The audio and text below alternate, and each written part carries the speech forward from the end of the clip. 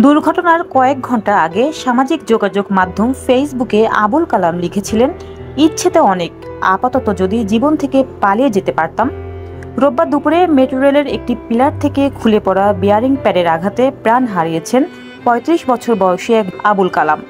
রাজধানীর Farmgate metro rail স্টেশনের পাশে ঘটে এই মর্মান্তিক দুর্ঘটনা।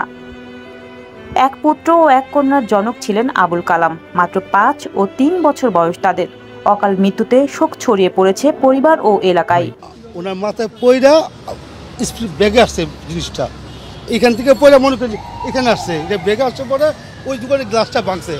ভাঙার পরে ভাঙার পরে আমি দুই হাত দিয়ে দেখি আমার দিকে, আমার তো জীবন বাঁচাবার ক্ষমতা নেই, এই দুই হাত ধরলাম, দুই হাত ধরতে ওর কাছে গেল। আবার নিহত আবুল কালামের সঙ্গে থাকা পাসপোর্ট পাওয়া গেছে তার পরিচয়। তিনি শহীদপুরের নড়িয়া উপজেলায় ঈশ্বরকাঠি গ্রামের জলিল চকদারের ছেলে। বর্তমানে নারায়ণগঞ্জের জলকাঠি এলাকায় পরিবার সহ থাকতেন। অ্যাক্সিডেন্ট হয়েছে, আমাদের কাজ হলো যাতে অ্যাক্সিডেন্ট আর না হয় ওটা প্রতিরোধ করা। জগন্নাথ বিশ্ববিদ্যালয় থেকে পড়াশোনা শেষ করে ঢাকায় ট্রাভেল এজেন্সি পরিচালনা করতেন আবুল কালাম। স্বজনরা জানিয়েছেন, ব্যবসায়িক কাজে তিনি প্রায়ই ফার্মগেট এলাকায় যেতেন। ডেস্ক রিপোর্ট, জান্নাতুল জান্নাত, জেড টিভি বাংলা।